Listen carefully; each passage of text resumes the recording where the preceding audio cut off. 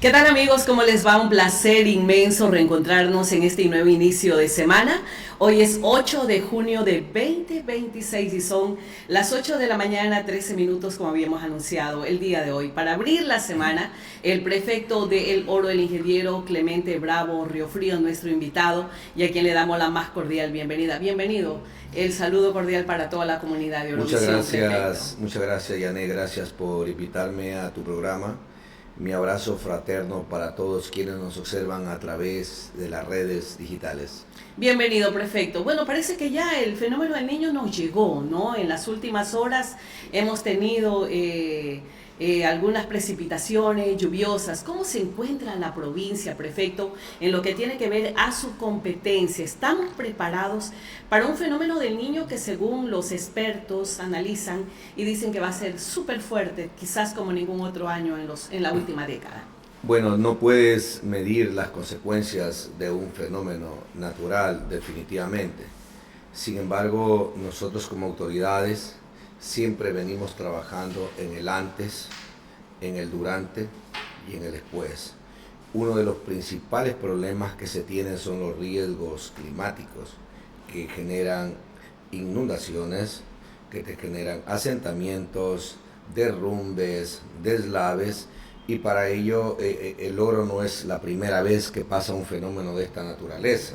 Son fenómenos que ya los hemos tocado vivir, y eso hace que de alguna manera desarrollemos a una amenaza, una estrategia.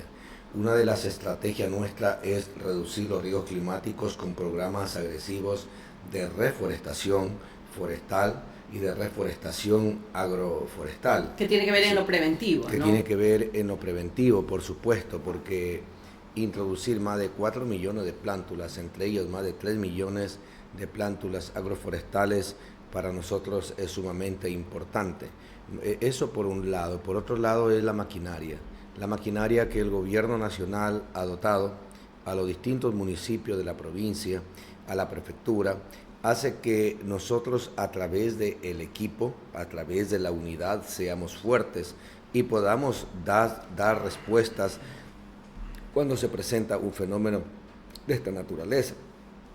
Nosotros estamos a las puertas de un posible fenómeno natural, sí, porque mientras no venga no existe el fenómeno, pero estamos a las puertas de un posible fenómeno natural. Eso se llama el antes.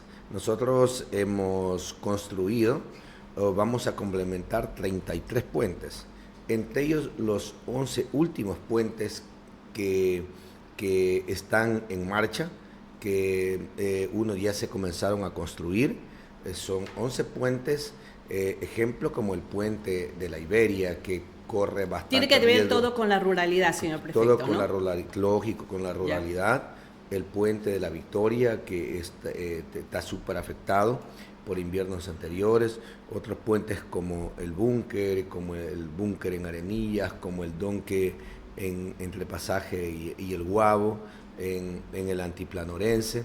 En fin, es una cantidad de puentes que estamos construyendo, ampliaciones de las cajas hidráulicas, limpieza de los ríos, limpieza de canales, colocación de escolleras en distintos lugares en el marco de nuestras competencias, o trabajar en programas, sobre todo de formación, de capacitación, sobre todo a los sectores productivos por una posible presencia del fenómeno del niño. Entonces es nuestro trabajo que en el marco de las competencias los trabajamos alineadamente con el gobierno nacional a través del COE provincial, que de hecho ya tuvimos una reunión anteriormente y en días anteriores, y alineado pues con las juntas parroquiales y los municipios. Qué bueno, señor prefecto. O sea, en definitiva se ha hecho un trabajo de prevención. Como usted mismo lo ha dicho, fenómenos naturales son impredecibles. La obra está ahí. La obra no es que es un discurso. Uno de los grandes problemas ha sido los deslaves, ¿no? Hay zonas muy afectadas, especialmente en la parte alta de la provincia. ¿Cómo estamos en el tema de vialidad? Mira, nosotros creo que con mucha modestia hay que definir el tema de vialidad, porque la red vial provincial son más de 3.800 kilómetros, ¿sí?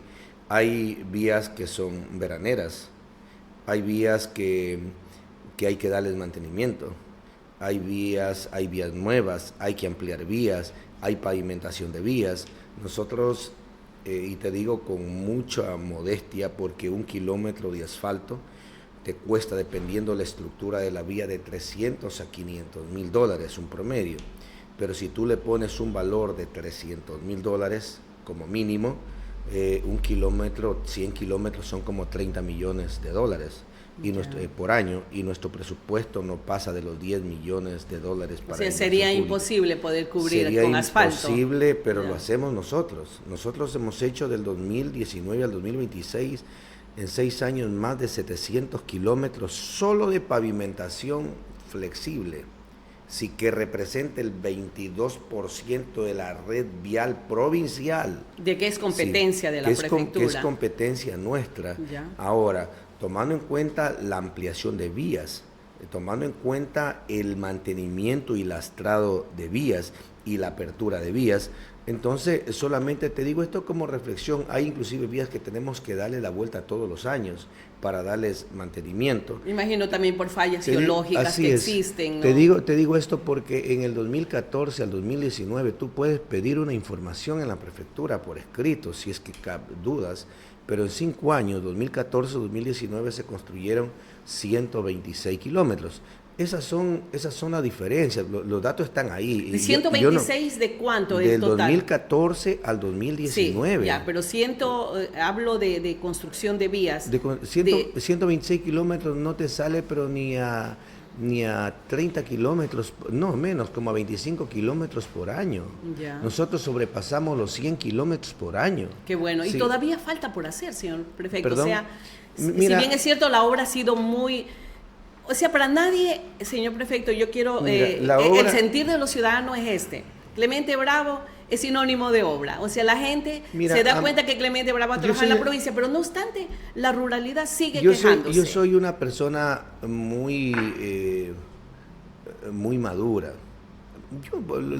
A veces hay gente que te bota flores, yo sé dónde piso, o hay gente que te bota insultos, pero en realidad te digo con toda la honestidad, la obra nuestra se ve. Tú pregúntame por cantón qué hemos hecho. Lógicamente, cuando existe una planificación, porque la gobernabilidad no se improvisa, la gobernabilidad se planifica, la gobernabilidad se ordena y se mide por gestión y resultados. Entonces tú clasificas las vías por vías de primer orden, vía de segundo orden, vía de tercer orden.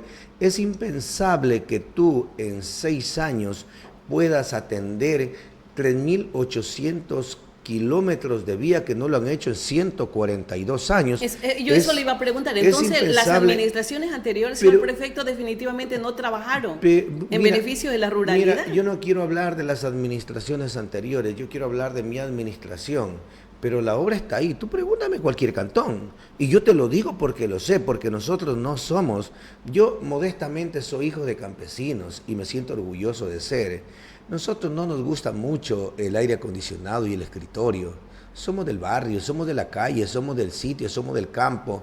Ahí es donde planificamos, ahí es donde estamos en territorios. Entonces nosotros somos muy visibles y cuando tú eres visible, tú puedes saber cuál es su verdadera necesidad. Cuando tú estás cerca de la gente, tú puedes escuchar a la gente y en base a lo que tú escuchas, tú puedes planificar. A la gente tampoco hay que mentirle. Yo sé que hay gente hay ciertos sectores que de pronto se sentirán un poco afectados porque es que no llegamos a todos. Ya, eso le iba a preguntar, señor prefecto. ¿Qué faltaría? Porque no hago magia. ¿Qué faltaría por hacer? ¿Qué es lo que le deja al nuevo prefecto o prefecta de la provincia del Oro? Mira, primeramente, mientras más crece la ciudad, mientras más se desarrolla la producción, ojo, solamente el 25% de la producción de la tierra del Oro está cultivada.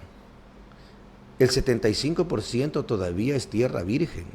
Mucho por hacer, entonces. Pero por supuesto, por muchos factores, a veces tema de riego, a veces son zonas deprimidas, por muchos factores. De hecho, mira, cuando hablamos de depresión, ¿qué significa depresión? Hay sectores muy importantes. Yo te voy a hablar de una zona deprimida. Ejemplo, cuando nosotros llegamos y nosotros clasificamos cómo unir cantones, cómo unir cantones por zonas deprimidas. ¿Por qué ese debe ser el reto de una autoridad? Nosotros en el 2019 hicimos un plan de conectividad. Un plan de conectividad, porque la conectividad es la inversión de mayor retorno social y económico. Esto representa conectividad, representa comida fresca en el mercado, es transporte, es plusvalía. Pero para hablar exclusivamente de lo que es la conectividad, yo te puedo decir que nosotros desarrollamos en 2019 dentro de la planificación estratégica 7 corredores muy importantes de zonas deprimidas y corredores importantes. Por ejemplo, te pongo como ejemplo Saracay, Piedras, La Bocana, La Palma, El Ingenio, La Palmerita, ¿sí? Marcabelí, Balsas, ¿sí? El sector de Ñalacapa, Palo Solo, San Roquito y Moromoro, hay 100 kilómetros de vías. Ya. Las 100 kilómetros lo estamos interviniendo para colocarles pavimentación. Y yo te diría que ya aproximadamente un 70% de lo que te he hablado ya tiene pavimento. Esa es una zona deprimida y tú unes porque no había transporte, no había conectividad y hablar de Marcabelí. Claro, había que llegar, ir a Saracay, ir a Balsas para poder llegar a Marcabelí. No solo eso, que no había conectividad. No había. Y son zonas muy ricas en la producción, son los... Balsas Marcabelí es la producción avícola de casi del Ecuador, porcina casi del Ecuador, son poblaciones pequeñas pero que siempre se las visibilizó por los votos, no por su riqueza productiva. Ahí estamos nosotros. Un proyecto como por ejemplo, te voy a poner Apartaderos, Milagro, San José, Ayapamba, Las Crucitas, y lo que es el sector de Muluncay que estamos ya preparando, me faltan 4 kilómetros. Son la parte alta. Y termino casi como 15 kilómetros. Lo que tiene que ver con Saruma, casi ¿no? como 15 kilómetros de pavimento que uno a Atahualpa con Saruma. Sí, zonas deprimidas, que si es que existe alguna conectividad, tal vez es en ciertas épocas de verano. Y de ahí no hay conectividad. Otra vía, por ejemplo, ya te estoy hablando de 2 vías.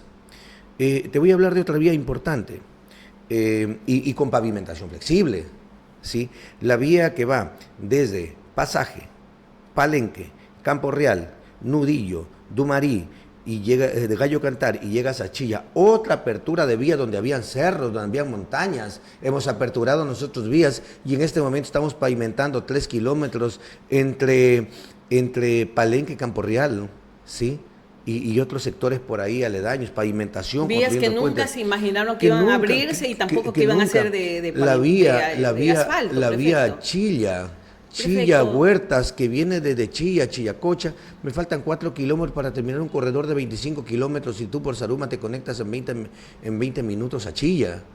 O sea, son cosas como esas las que nosotros hacemos. Estamos iniciando el proceso de la contratación de una vía que viene desde Piedras, El Carmen, Tahuinchico, y llegamos a Palmales para unir Piñas con la frontera a través de la parroquia Palmales de Arenillas.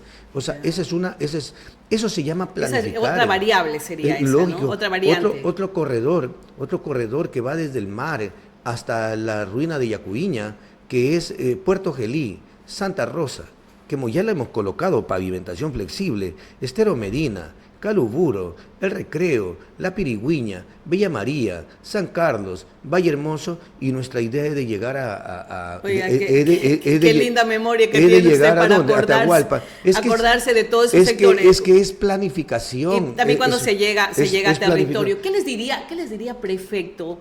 Porque esa gente tiene que estar agradecida, saber que tiene conectividad, que puede sacar sus productos. ¿Qué dice usted de sus retractores, de aquella gente que dice que el prefecto se ha dedicado a hacer gestión pública en los cantones y se ha olvidado de la ruralidad? Están equivocados, vea, suponiendo, lo que pasa que la gente que no ha hecho nada, ¿qué le queda? Criticar al que hace, pues. O sea, que no tienen otra cosa que hacer, es criticar a los que hacen. Sí, vea, en campaña vienen discursos floridos, vienen discursos bonitos, que no ha hecho nada, pero cuando yo llegue, todo va a ser diferente. Pero después pasan las campañas pierdan o ganen, es como darle racumín, se desaparecen y aparecen 4 años más. O sea, esa es la sana lógica. Nosotros contestamos con obra. Vea, yo estuve la semana pasada inaugurando una vía en Palmales, la parroquia Arenillas. Estuve en La Victoria inaugurando en La Iberia, inaugurando una vía, La Iberia del Cambio, inaugurando una vía ahí acá en la Iberia del cantón El Guabo, ¿sí? Estamos colocando pavimentación, balsas Marcabelí, 13 kilómetros. Estamos trabajando en convenios con el municipio de Pasaje. De hecho, le decía al alcalde que está en proceso de contratación la vía Pasaje El Guabo. Son más de 15 kilómetros de pavimentación. Es una variante, flexible, porque no tiene nada que ver con la vía estatal, ¿no? No. Pasaje Machala es una vía que une el cantón Pasaje con El Guabo. Sí, que no es la red estatal, es una vía que nos competen a nosotros. Bueno, mira, usted ve aquí en Machala el transporte de la fruta, colocando la primera fase de la vía que va a Puerto Bolívar. ¿Cuántos años? Capaz que usted era una bebecita y la gente soñaba con esa vía. ¿Cuántos años se habló de esa vía? ¿Cuántos años se habló? Estaban en proyectos. La estamos haciendo Señor nosotros. Prefecto, pero yéndonos a la lógica. O sea, está bien trabajar, es su competencia la ruralidad, pero yo le digo, ¿acaso los pasajeños no tienen derecho? ¿Acaso los guabeños de sus zonas urbanas no tienen derecho? ¿Acaso los machaleños? Es que ¿sabe lo que pasaba antes? No tienen derecho a tener también obras importantes. Yo creo que se debe trabajar para todos. Vea, Yané, yo no le miento. En Santa Rosa, en 5 años, por celo político, o pregúntele a cualquier santarroceño, ¿sabe cuánto hicieron de pavimentación flexible? Ni en el rural ni en el urbano. 0 kilómetros. 0 metro cuadrado. Por el celo político. Es que antes no había equipo. Los equipos eran muy difíciles, había mucho celo entre el prefecto, entre el alcalde, entre la junta parroquial, que ni se enteraban. Nosotros decidimos, por la experiencia vivida, decidimos que los celos políticos son para almas estériles, que las banderas políticas para las campañas, una autoridad, guste o no nos guste, de la línea política que sea, de la parroquia o del lugar que sea, tenemos que unirnos por la población. Y yo he demostrado que la mejor unidad que ha existido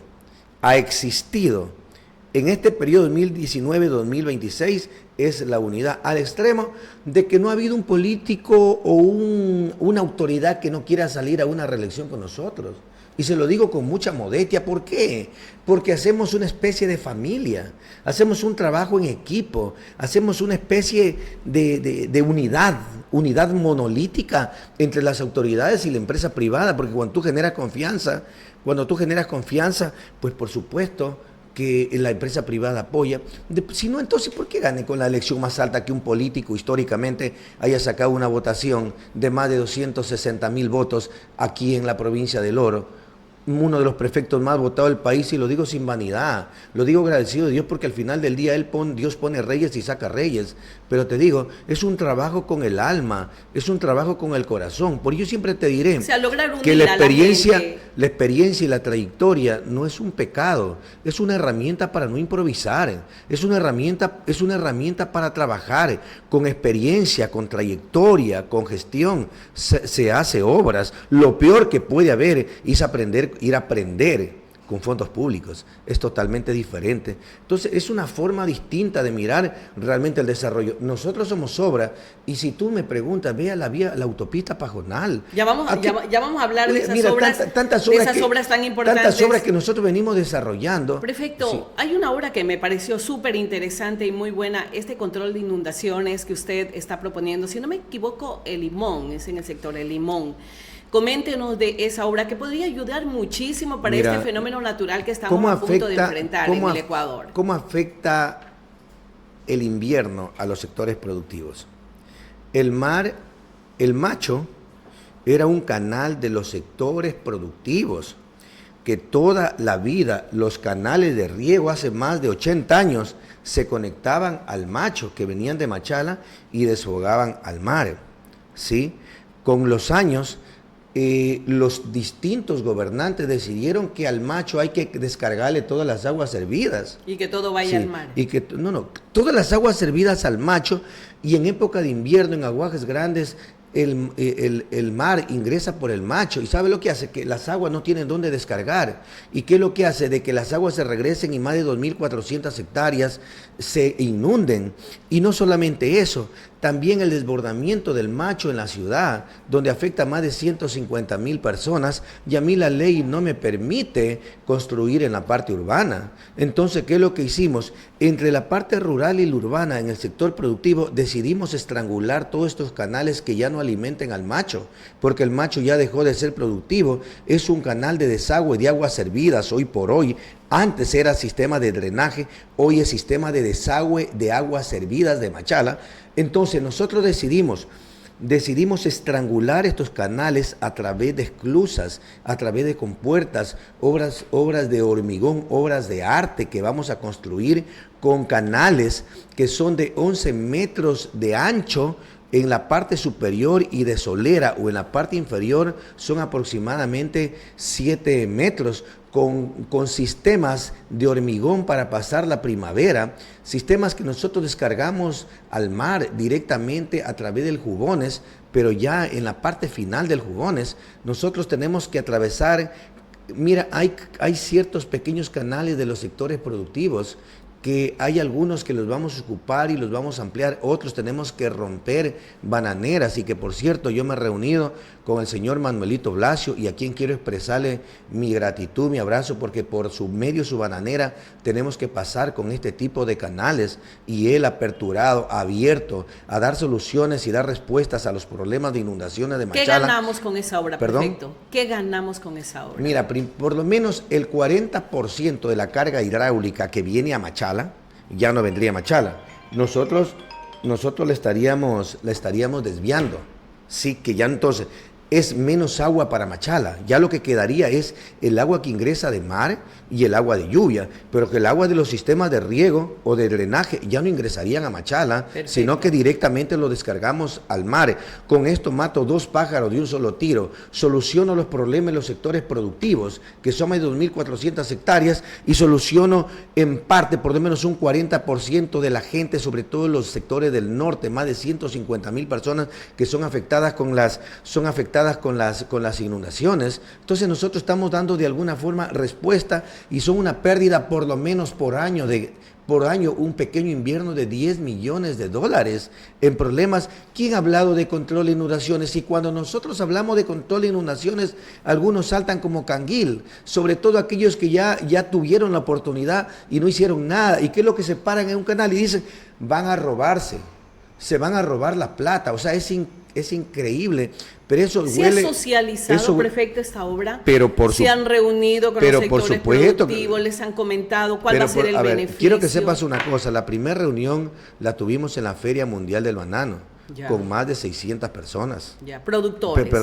Entre productores, comunidades, entre los sectores productivos y, lógicamente, la ciudadanía, que también es afectada. Por supuesto. Y, lógicamente, en el día que iniciamos y colocamos la primera piedra, porque ya está adjudicado este contrato. Ahorita están definiendo el eje por donde va a cruzar, por las bananeras que va a afectar. Sí, entonces estamos hablando con los bananeros, y que gentilmente nos están dando también la apertura, porque todos los años ellos han sido afectados y nadie, absolutamente nadie, en tantos años se ha acordado de ellos. Entonces es una respuesta lógica y es una respuesta positiva. Entonces nosotros estamos dando respuesta, pero con obras. Con soluciones, ¿sí? Más que nada. ¿Y quién ha propuesto durante años un problema de esta naturaleza?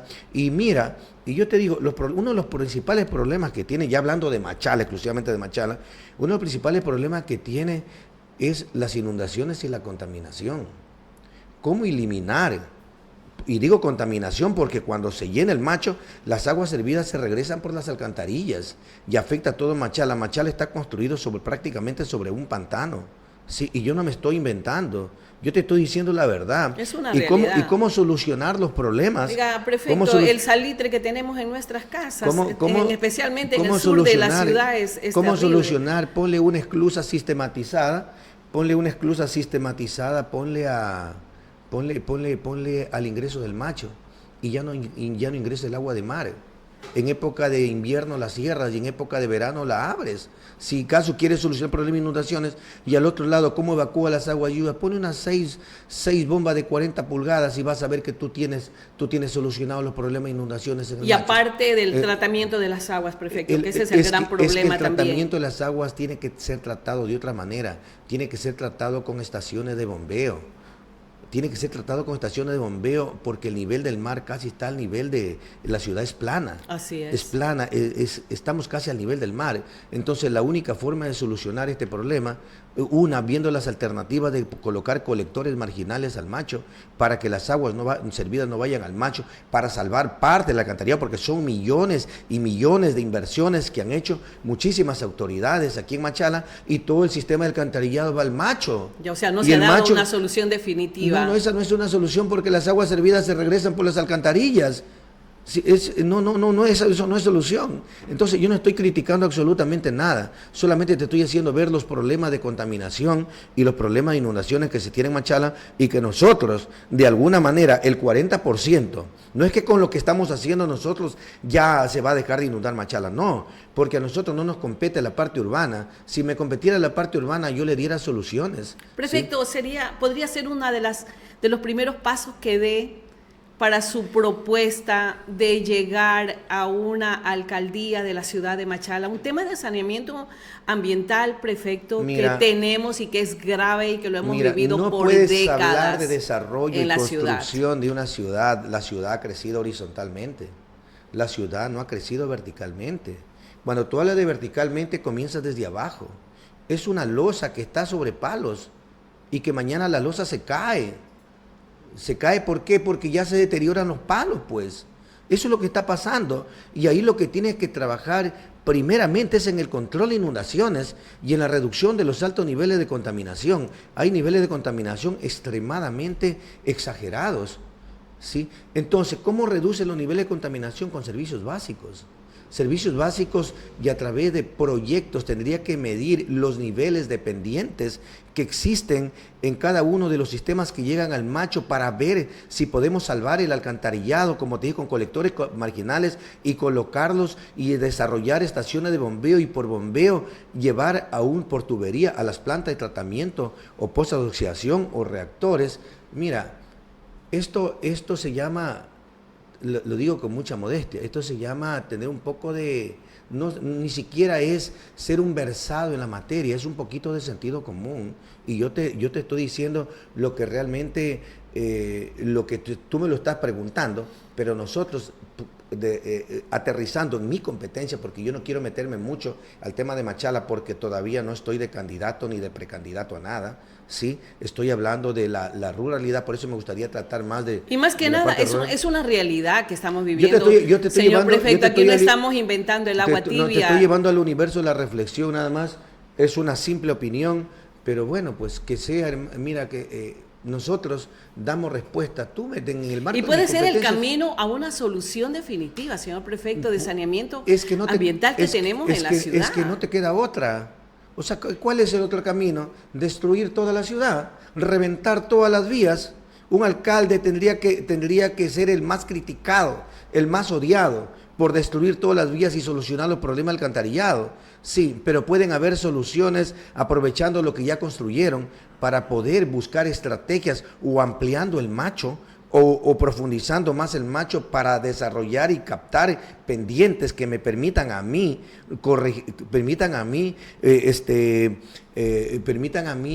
recoger todas las aguas con colectores marginales al Macho y las estaciones de bombeo. Es una modesta opinión. Yo no estoy hablando. Es una modesta opinión. Oiga, yo no estoy hablando ni de propuestas ni de nada de aquí de Machala, porque no estoy de candidato a nada. Yo soy prefecto de la provincia del Oro. Prefecto, pero este debería ser un tema que deberíamos hablar todos. Todos, prefecto, porque tal vez es una obra que no se ve, porque es una obra que tal vez no te da votos, pero estamos dejando a un lado la salud, la vida de la gente.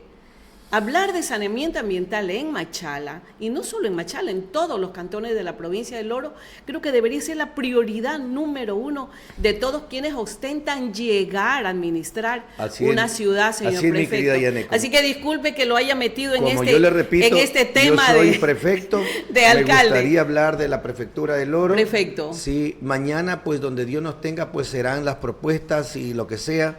Sin embargo, lo único que te puedo decir en este momento, que me gustaría hablar de mis competencias como prefecto del Oro. Prefecto, usted también tiene una competencia súper importante. Yo sé que tenemos que hablar de vías. Yo creo, eso a mí me encanta ver cómo Machala está rodeada de vías tan importantes que nos unen con importantes sectores de la provincia.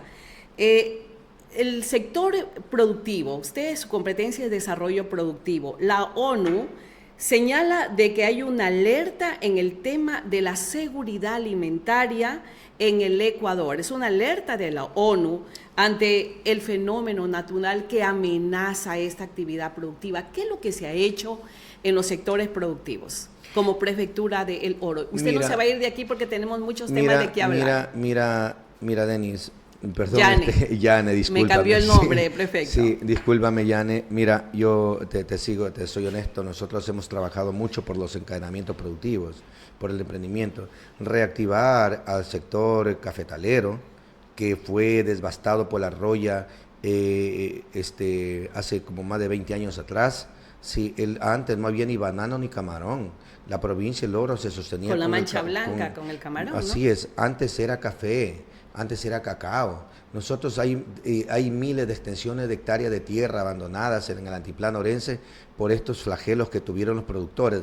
Cuando llega Clemente, aparece el geisha, aparece el típico mejorado, aparece el ocagua, aparece una variedad del arábigo para reactivar el sector cafetalero con variedades mucho más resistentes, y muchos productores con mucha modestia están colocando ya sus productos en el mercado mundial. Y yo sí quiero aquí agradecer a la Universidad Técnica de Machala, que ha sido mi bandera, la universidad con vinculación académica, con el apoyo de científicos, el apoyo de investigación que nosotros hemos realizado en la universidad. Estamos haciendo el cambio de genética bovina. Son más de 10.000 vacas que estamos inseminando. Hasta el 2027 aspiramos llegar, sí, para poder inseminar y poder tener mejor producción de leche y mejor producción de carne a los pequeños y medianos ganaderos, o trabajar en estos problemas del año 2019 que apareció el problema del fusario en FOX4. Vea, pregúntele a cualquier ministro, ¿cuál es la prefectura que más alma y corazón le ha puesto a trabajar en programas de prevención? Nosotros hemos contratado científicos de La Guajira, hemos contratado científicos que han estado en otros países trabajando a través de la plataforma virtual con los pequeños productores, medianos y grandes productores, para conocer el problema de la mancha blanca, colocar arco de desinfección, trabajar con pediluvios, trabajar con rodaluvios, trabajar con capacitación en los territorios, gracias al apoyo del Ministerio de Agricultura, Agrocalidad, para poder capacitar a nuestros profesionales y estar en territorio. Eso lo hacemos con mucha modestia nosotros. Trabajar en campaña preventiva del moco, que es otra plaga que está afectando al sector productor bananero, o trabajar con nuevas variedades más resistentes como la producción de cacao y otros productos. Son más de 3 millones de plántulas de café. Sí, hay resultados, prefecto, que usted me diga, a ver, Yane, de la actividad cacaotera nosotros hemos llegado a incrementar tanto en mi administración. Pero por supuesto, en la actividad cafetalera hemos incrementado tanto en producción. ¿Cuáles son esas métricas? Yo le doy datos exactos porque es mi competencia.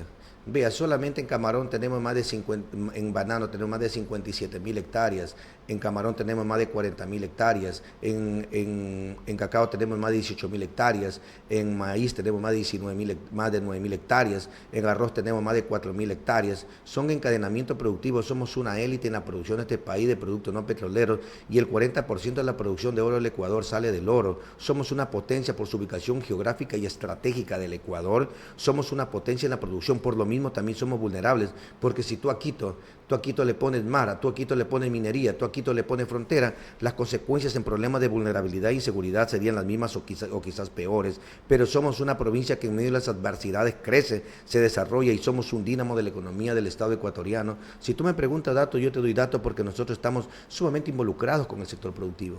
O sea, definitivamente no tenemos que preocuparnos de la seguridad alimentaria en esta provincia. Mira, si tú hablas de programas de seguridad alimentaria, nosotros generamos productos de exportación al mercado mundial, pero hay mucha gente con problemas de seguridad alimentaria en los territorios, en los barrios.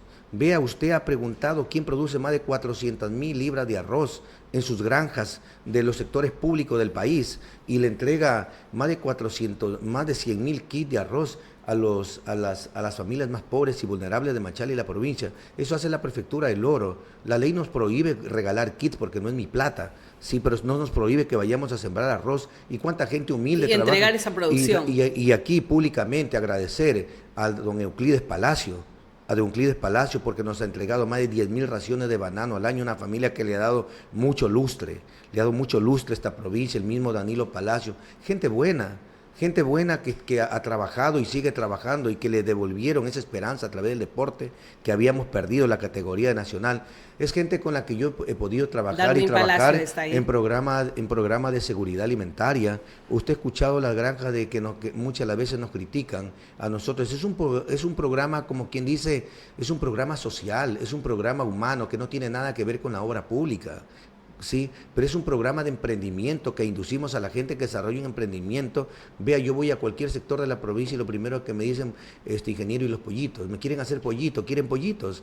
Sí, entonces es que la gente humilde, la gente pobre, tal vez algunos que tienen su vida asegurada o tal vez que tienen su empleo, pero hay gente que de cada 10 mujeres, mi querida Yané, 7 no tienen marido, 7 no tienen pareja, 7 son papá, 7 son cabeza de hogar, no tienen 7 autonomía, son mamá, economía. A más de eso tienen carga familiar y a más de eso no tienen empleo. ¿Quién se acuerda de ellas? Entonces estos programas le cambian la vida a la gente, o la prevención a la violencia intrafamiliar, que se puedan defender a más de que son marginadas, olvidadas, sin empleo, carga familiar, son golpeadas y maltratadas. Entonces eso es lo que tenemos que trabajar nosotros. Entonces a nosotros nos critican porque desarrollamos un programa extremadamente social y humano. Sí, independientemente de las competencias, lo hacemos como ser humano, porque yo mañana ya no estaré aquí, porque esto no es eterno. Así es, perfecto. Y más que nada hay que ser coherente y empático con la situación de la ciudadanía, cuando hoy en día hay más de 3 millones de ecuatorianos que no tienen ni $1 para poder llevar sus alimentos a la casa. Señor prefecto, para no separarnos del tema productivo, hace meses atrás hubieron voces que criticaron la actividad minera que está afectando no solamente en la parte alta del Oro. Ustedes saben que para nadie es desconocido que ir a parroquias en Zaruma, parroquias de Portobelo, el olor de mercurio, el olor de todos esos químicos que utilizan, es una contaminación a gran escala, a pesar de toda la actividad económica que pueda generar la actividad minera. La parte baja de la provincia del Oro se había quejado, sector bananero, sector agrícola en general de ciclo corto, ante la preocupación de la actividad minera en el Cantón Santa Rosa con este proyecto Cangrejos, prefecto. La preocupación es de que ese proyecto va a generar una gran contaminación en la parte baja de la provincia del Oro. Ellos se han reunido con usted, le han hecho conocer de este proyecto, usted conoce de ese proyecto. ¿Cuál es la respuesta que ha dado la prefectura a estas inquietudes ciudadanas? Mira, 2 temas importantes. Voy a clasificar esto en 2 temas, tu pregunta. En los problemas de la gente y en la solución a los problemas. Primeramente, la gente critica y tiene razón, porque aquí en el Oro se ha hecho una minería ilegal. Irresponsable, prefecto. Se ha hecho una minería irresponsable, se ha hecho una minería arbitraria. Vayan a ver cómo están los ríos, pues. Vayan a ver cómo están los ríos destrozados, los canales de riego nuestros destruidos, el turismo terminado, el río de agua dulce. O sea, esta es una verdad. Entonces la gente tiene terror, pues. La gente tiene miedo. Sí. Y igual forma en la parte alta. En la parte alta todo el cuarzo del Ecuador llega a Portobelo, a ser molido en Portobelo. Y destruidas las vías completamente. Todas las arenas peligrosas que son de las plantas de beneficio, producto de la molienda del cuarzo, han ido al Calera, han ido al Río Amarillo a desarrollar grandes niveles de contaminación. El nivel de contaminación más grande en la historia del Ecuador no es el petróleo, no ha sido el petróleo.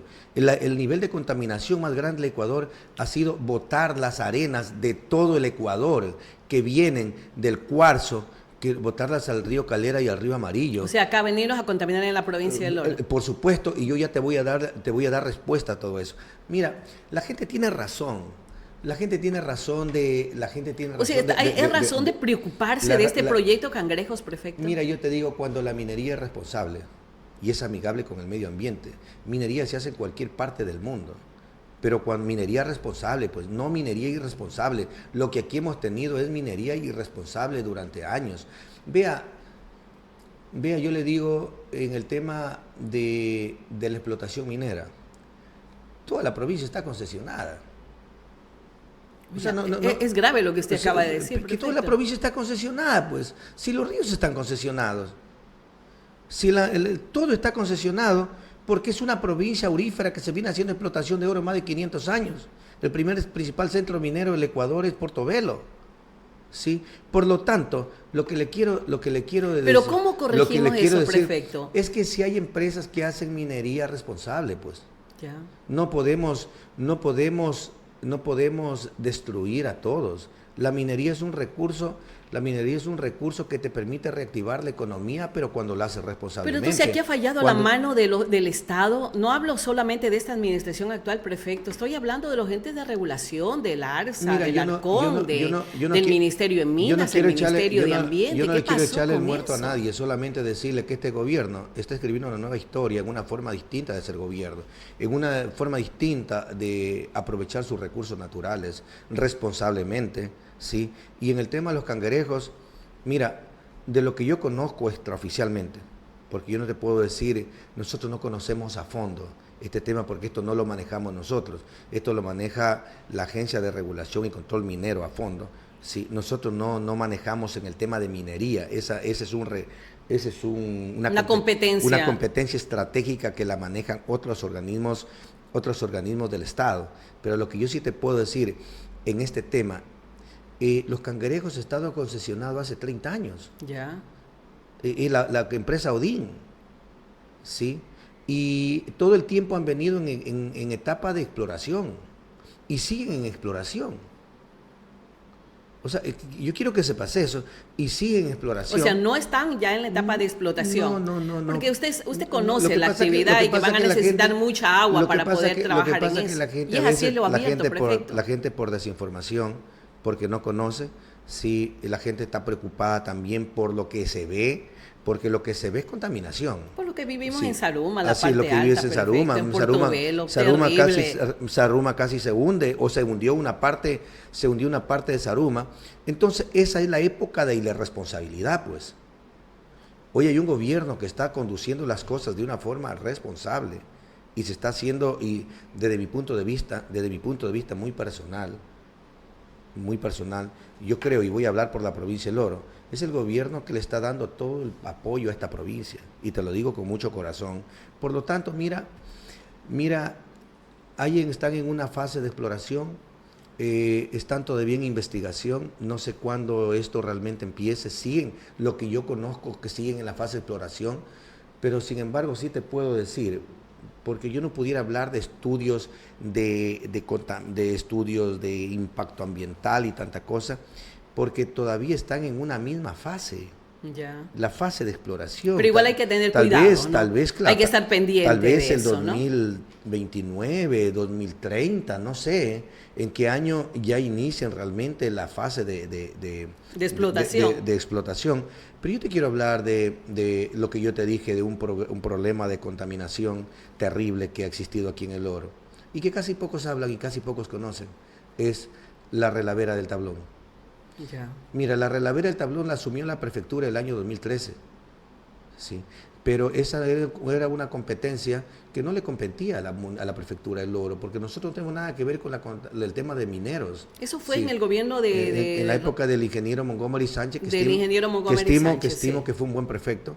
Mira, pero en esa época, pero te digo con toda la honestidad, de allá hasta el año 2019, los niveles la gente seguía botando al Calera, seguía botando al río. La forma del manejo de la relavera del Tablón era desastrosa. Era un botadero de basura que iban los que querían, los que no querían pagar $5. Y por no pagar $5 una volqueta la llevaban a botar a otro lado. Cuando yo llegué vi un problema terrible. Y recuerdo que lo primero que hice yo es buscarle solución aquí, como yo estoy buscando las soluciones al problema de inundaciones de machales y sectores productivos. Primeramente vi un horizonte, ¿qué hacer? ¿Qué hacer con ese problema? Y lo primero que dijimos, no, con $5 la volquetada, que equivalen a 20 toneladas cúbicas, ¿sí? de Una volqueta carga 20 toneladas de arena mojada. Ya. ¿Sí? $5 ni para el combustible. Entonces estábamos gastando fondos públicos del Estado para solucionar los problemas de los desechos de los mineros. Entonces yo vi que eso no, y que la gente no paga. Y si pagaban los que iban a dejar. Y los otros iban y lo botaban al río. Directamente habrían, porque están toditos casi cercanos al río. Perfecto, pero eso pasa cuando hay ausencia del Estado. ¿Qué hicimos nosotros? Porque no hay órgano de control. ¿Qué hicimos nosotros, mi querida Yané? Vi a una empresa público-privada, hice un concurso internacional para ver la posibilidad si nosotros captábamos y delegar la operación y el mantenimiento de la relavera. ¿No? Hicimos una consultoría aprobada por el Ministerio y el Ministerio de Medio Ambiente y Recursos No Renovables. Hicimos un proyecto de ordenanza, hicimos un concurso internacional de alianza público-privada y nosotros hemos delegado la operación y mantenimiento de la relavera del Tablón, ¿sí?, a una Ecopar Mining, algo así, es una empresa que está, yo quisiera que la visite para que vea el trabajo que están haciendo. Son más de 1000 volquetadas diarias que se están trabajando responsablemente hoy por hoy en la relavera del Tablón, y que esas 1000 volquetadas, ¿se imagina 1000 volquetadas en el día, botarlas al Calera y al Amarillo? Eso pasaba, y yo te digo, esto lo conseguimos gracias al Ministerio de Medio Ambiente, que nos dio las facilidades, gracias al Ministerio de Recursos No Renovables, gracias al Gobierno Nacional, que nos dio las facilidades para nosotros desarrollar este tipo de procesos, que es una alternativa, y así nosotros damos la solución a un problema, y así nosotros dejamos de gastar, porque dejar de gastar es ganancia. Qué bueno, señor prefecto. Yo creo que es una noticia súper buena, y yo no creo que tengamos que estarle agradeciendo tanto al gobierno, simplemente está asumiendo una responsabilidad que era de ellos, prefecto. No, mira, dicen que porque la competencia del sector minero lo tiene directamente gestión minería, y lo tiene también gestión ambiental. Pero que no lo solucionaron. Y vinieron a endosarle el problema acá en la administración de Montgomery Sánchez. Pero es que lo felicito, pero prefecto, es que no lo solucionaron. Que logró eso. Hoy estamos solucionando problemas con el gobierno, y yo no me voy a cansar de agradecer al gobierno, porque con él hemos hecho muchos proyectos importantísimos que tú los conoces, Yane. Qué bueno, prefecto. No, yo felicito la gestión suya, porque yo creo que es resultado de su gestión, definitivamente, porque el gobierno le debe mucho a esta provincia. Como por ejemplo, hablando del tema de seguridad, prefecto, ¿qué se está haciendo desde la prefectura? Sé que hay un gran trabajo para hacer cubiertas en algunas instituciones educativas. No sé cómo lo está logrando, cómo lo está haciendo, porque eso no es competencia tampoco de la prefectura. Pero yo creo que los padres de familia, estudiantes aplauden, comunidad en general aplauden esa gran labor que se está haciendo. Coméntenos de eso. Vea, Yané, en el tema de seguridad, para poder encasillarnos en el tema de seguridad, dentro de la cadena de seguridad del Consejo Nacional de Seguridad, nosotros ingresamos en la prevención, porque nosotros no tenemos control ni de la policía, ni del ejército, ni de la Armada, ni de la Administración de Justicia, ni de la rehabilitación de cárceles. Nosotros lo que hacemos es coordinar. ¿Qué es competencia nuestra dentro de la cadena de valor de seguridad? Es la prevención. Y en eso sí es importante. Y sí se dice que Machala, que Lore son las provincias más vulnerables del Ecuador en inseguridad. Y más afectada. Pero yo te digo una cosa, yo te comencé diciendo en el principio, ponle a Quito pues mar, pues ponle a Quito minería, ponle a Quito frontera. Claro, probablemente es que somos un lugar estratégico para poder, para construir y como también para destruir. O sea, es vulnerable. Primeramente hay que empezar por ese lado. Segundo, dentro del marco de la seguridad, de la prevención, que nosotros sí tenemos competencia, es trabajar con la academia. ¿Sabe cuántos estudiantes había en el 2022? El 2022, bachilleres que se graduaron, 12.000. ¿Sabe cuántos ingresaron a la universidad? 3.500. 8.500 no ingresaron a la universidad. Y así, y los de los años anteriores, y esa población sin educación, sin academia, y si no están estudiando y trabajando, ¿dónde están? Entonces jamás tú vas a combatir la delincuencia si no trabajas en educación. Por eso nosotros decidimos trabajar con el señor rector de la universidad que nos dio la apertura, trabajando en equipamiento urbano, trabajando en laboratorios, trabajando en puentes, trabajando en pozos de agua, 130 metros de profundidad, trabajando en escenario deportivo, trabajando en campus académicos. Si es que usted encuentra en un campus académico de la frontera o del altiplano un escritorio, una silla, una computadora, es lo que da la prefectura del Oro. Eso se llama trabajo en equipo. ¿Y sabe cuántos estudiantes ahora tiene la universidad? 17.200, de 9.000 que existían hace aproximadamente el año 2022. ¿Y sabe a cuántos van a llegar el 2027? A 20.000 estudiantes. Es decir, la Universidad Técnica de Machala, liderada por Johnny Pérez, está combatiendo la inseguridad con educación, y ahí nos hemos involucrado nosotros sin celos, sin egoísmo, sin bandera política, nos hemos articulado.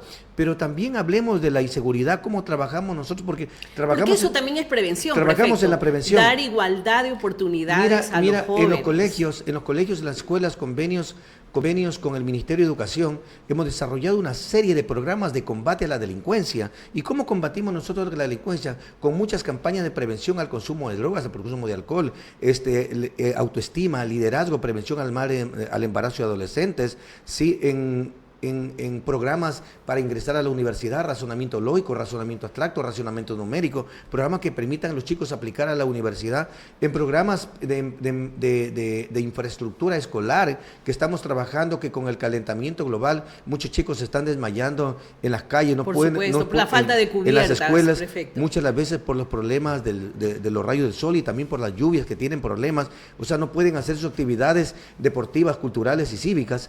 Entonces, mira, eso es trabajar en educación, o construir el primer centro de facilidades pesqueras del Ecuador, aquí en Puerto Bolívar, en una zona deprimida por la inseguridad, y darle la posibilidad a 5.000 pescadores que saquen la pulpa del cangrejo, la pulpa de la concha, fileteen el pescado, que tengan una fábrica de hielo. Esa es una oportunidad, porque el único que se quedó en Puerto Bolívar fue el pescador artesanal, porque el turismo y el comercio decayó notablemente. Entonces, a ellos son los que nosotros estamos dando, o construyendo obras importantes como el muelle de Cabotaje o el muelle de Puerto Bolívar, que se cayó y se hundió, donde estamos construyendo más de 36 pilotes a más de 33 metros de profundidad. Eso se llama prevención. ¿Por qué? Porque tú apoyas al productor, apoyas al turismo, reactivas la economía, o trabajar en muchas campañas de prevención a la violencia intrafamiliar, o trabajar, son más de 200 barrios o sectores que hemos intervenido, o trabajar en campañas, o trabajar en la primer casa de la juventud del Ecuador, para que muchos chicos que no tienen empleo, que no tienen trabajo, que vayan, y muchos están en la soledad, deprimidos. ¿Esas obras se terminan en su administración? Pero por supuesto, nosotros en este año ya las terminamos, si Dios quiere. Vea, la Casa de la Juventud va a albergar a más de 5.000 personas. ¿Para qué? Para que los chicos, primeramente, algunos sean atendidos psicológicamente, porque están en la depresión, están en la soledad. También para las personas con discapacidad. Estoy hablando primeramente de la Casa de la Juventud, donde irás a aprender canto, guitarra, piano, artes escénicas, artes plásticas, teatro, ballet, danza, una cantidad de cosas que nosotros estamos desarrollando, que no hay una respuesta en el Ecuador en cuanto al apoyo a la juventud. Nosotros hemos construido en el Ecuador la Casa de la Juventud, y si tú me hablas de atención a las personas vulnerables, ¿sabe una cosa? Yo una vez, como uno está en la calle, uno está en el barrio, yo le comencé a preguntar, veía tantas personas con discapacidad, yo le pregunté a la directora del CONADIS, directora, dígame, ¿cuántas personas con discapacidad hay? Me dice en Machala aproximadamente 7.000, a nivel del Oro como 19.000. Imagínense. Pero cuando tú estás en la calle, yo digo que no, son los que están registrados. Claro, porque hay mucha gente que no está registrada. Por lo menos hay unos 40.000 personas con discapacidad. Para discapacidad. Y también adultos mayores que también tienen problemas de discapacidad. Mira, nosotros el próximo mes ya lo inauguramos. Atención, estimulación temprana, estimulación física, hay una serie de programas de discapacidades también. Inclusive vamos a poner un área para capacitar a los familiares, a las personas que tienen personas con autismo, o laboratorio, gimnasio, farmacia, reinsertarlos a la ocupación laboral, a las instituciones públicas, a las personas con discapacidad. Todo un trabajo sistematizado único en el Ecuador, que lo vamos a hacer nosotros, y ya comienza a operar la próxima semana. Son obras, yo te digo la obra, yo no te vengo a vender humo. Y estas obras ni siquiera yo las prometí en campaña. Estas obras son gestión, con experiencia, y que han nacido de la necesidad también de la gente. Y nacen de la necesidad, porque cuando tú escuchas a la gente, cuando tú estás en la calle, puedes detectar los problemas de la gente y buscarle las soluciones a los problemas de la gente. Eso lo hacemos nosotros. Mira, esto se hace con resultados. Esto es congestión. La vida y la gobernabilidad se definen en dos palabras que tienen resultados. Y yo siempre digo, la obra es la que manda, el resto es cuenta. Habrá mucha gente que nos critica y que dice una cantidad de cosas por ahí que parecen, disculpa la mala expresión, parecen cotorras o hacen show mediático, se lo siente inclusive desesperado y hasta falta de respeto porque utilizan una red social para insultar. Perfecto. Falta de respeto a la ciudadanía. Ya su DIRCON se lo quiere llevar de esta entrevista. Yo creo que no hemos excedido un poquito el tiempo, pero no puedo dejarle preguntar de un tema político. Prefecto, veo que usted sigue manteniendo esa buena relación, o me equivoco, con el gobierno del presidente Daniel Noboa. ¿Por qué no decidió ser candidato por ADN a la alcaldía precandidato a la alcaldía de Machala? Y yo escuché en algunas entrevistas que usted habla de que sería candidato por su Movimiento Sur, que fue usted el que lo fundó y el que permitió que llegue Clemente Bravo por 2 ocasiones a la prefectura de Mira, Ecuador. primeramente, gracias por tu pregunta. Me siento honrado que un presidente, la trayectoria del presidente Daniel Noboa, me haya pedido que sea su candidato a la alcaldía de Machala, y te lo digo con toda la sinceridad. Y si yo hubiera pensado en mí, yo lo hubiera aceptado 1000 veces, por muchos factores, por la obra y por todo que hemos trabajado con el presidente. Pero yo me imaginaba, ya pensaba, yo saliendo por ADN, y mucha gente que crió hace más de 15 años, crió el proyecto con nosotros, el proyecto del Movimiento Sur, dejarlos solos, dejarlos abandonados. ¿Qué respuesta yo le doy a ellos? Capaz que por acomodarme yo le hubiera aceptado al presidente, pero hay una cuestión que va mucho más allá de la razón, es el valor. Sí, estaré donde Dios quiera que esté. Nosotros somos gente de obra, somos gente de trabajo y la gente nos conoce. Sí, y te digo con toda la sinceridad, sí tenía angustia en mi corazón dejar a mi gente y yo estar en un partido, tal vez ganando las elecciones a la alcaldía, porque de segurísimo, con Noboa iba a ganar la alcaldía así de una. Sin embargo, si es que me lanzaba, de candidato, porque él me había pedido. Sin embargo, yo te digo con todo el corazón, primeramente pensé en la gente. Me olvidé de mí y pensé en la gente que depositó la confianza en mí. Yo le hago una pregunta. Pero va a ser candidato Yo usted. le hago una pregunta a usted, Janet. ¿Qué hubiera hecho usted en mi situación? Yo me iba con la gente, perfecto. Y yo se lo dijo a usted y lo dije telefónicamente. Entonces y yo te pregunto a ti, ¿qué hubieras hecho? ¿Qué hubieras hecho? ¿Pensar en tus intereses personales o en pensar en una gente que pueda ser poca, pueda ser bastante? Pero a mí me dieron el voto más de 260,000 personas por el Movimiento Sur. Y hay mucha gente que construyó conmigo. Coherencia, lealtad y todo eso hay que cuidar. Tener coherencia de lo que dices con lo que haces, no acomodarse. No acomodo. Prefecto, ¿y esta decisión suya no lo indispuso con el presidente Noboa no aceptar su candidatura? Porque según entiendo, el presidente Noboa quería que usted sea de ADN, no de hacer ninguna alianza con Sur. Yo siempre hice todo lo posible por poder hacer una alianza donde podemos fusionarnos, pero el presidente tiene una política nacional, no alianza, ADN puro. Entonces, pero también pensé, en ADN hay mucha gente valiosa, gente capaz, ¿sí? Y bueno, pues esto es como un partido de fútbol, es como planteas tú el equipo y al final del día, lógicamente sí, eran sentimientos encontrados, porque una persona que me ha apoyado tanto, sí, decirle no, voy a ir por mi movimiento político. No por mí, por la gente. Prefecto, por la gente que está atrás. En los últimos meses hemos vivido que se han iniciado procesos, acciones legales, allanamientos, autoridades, tanto Guayaquil, Quito, Cuenca. ¿No le preocupa? ¿No le preocupa sabiendo la alta aceptación que tiene Clemente Bravo para llegar a la alcaldía de Machala? Sí, pero que también el mismo gobierno le propicie procesos y le puedan impugnar su candidatura. A ver, yo te digo una cosa, no hay que confundir la parte política con el asunto legal, ¿sí? Primero que la parte política, te digo, estaremos donde Dios quiera que estemos, sí, así, donde Dios y la gente nos necesite, donde Dios y la gente nos necesite, ahí estaremos, ¿sí? Mira, el que nada debe, nada teme. Yo tengo algunos años en la parte política, en la administración, y para administrar hay que saber administrar. Cuando tú sabes administrar y haces las cosas bien, no tienes por qué preocuparte. Pero parece que no va por ahí, prefecto. Más bien va por los contendores políticos que le van a hacer sombra, mira, o van a hacer una piedra en el zapato, los saca a un lado para que lleguen sus candidatos del movimiento oficialista. Los contendores políticos pueden decir mucho humo. ¿No le preocupa esa que le impugnen su candidatura, prefecto? Le insisto en esta pregunta. Mira, yo te digo una cosa. Lo que tenga que pasar ha de pasar. Lo que esté escrito, escrito está. Lo que sí te digo, el que nada debe, nada teme. Estoy súper tranquilo, gracias a Dios. Me he manejado muy bien en la administración pública. La trayectoria no es un accidente.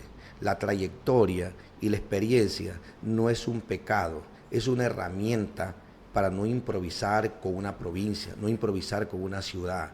Entonces, nosotros estamos muy tranquilos. Y mira, hay dos caminos en la vida política. Es como un partido de fútbol. Hay uno que gana y otro que pierde. ¿Sí? Aquí hay que ganar o perder, aquí no hay empate. Aquí o ganas o pierdes. E igual es una lid electoral. En una lid electoral tienes dos opciones: de ganar o de perder. Si gano, gana Machala, gana la provincia, gana el país. Y si pierdo, también gano, porque gana mi familia, gano yo. Porque gobernar, el arte de gobernar, es también sacrificio, son lágrimas, es sufrimiento, es dolor, sí, es incomprensión, es angustia, hacer todo lo que puedes y que muchas veces... Es una tremenda muchas veces, responsabilidad. Y muchas de las veces incomprendido, pero Dios te puso en ese camino. ¿Por qué quieres ser alcalde de Machala? ¿Cómo? ¿Por qué quiere ser alcalde de Machala? Yo le pregunto, tiene dos periodos de prefecto y una administración exitosa, o sea, al margen, no se puede tapar el sol con un dedo, prefecto, no porque lo diga Yanni Olmedo, se conversa con el taxista, se conversa con el transeúnte, se conversa en la reunión de amigos y amigas, y la gente dice, prefecto, Clemente, tengo que votar por Clemente porque Clemente ha hecho obras. O sea, para nadie eso es indiscutible, prefecto. Pero le pregunto a usted, ¿no está cansado ya de eso? La vida es corta.